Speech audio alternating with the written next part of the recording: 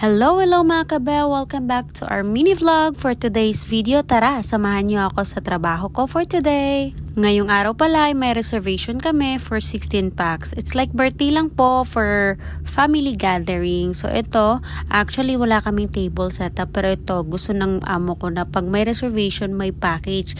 Itong package na to, pag ikay kukuha, meron ka ng full setup ng Dior plate, candle, lights with flowers, and VIP setup na din.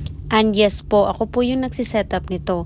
Usually pag may event kasi, bihira lang talaga ang amo ko na pumupunta dito. So ako talaga yung nagmamanage sa pag-setup ng table. Pero same lang naman bawat event, kaya madalian lang yan.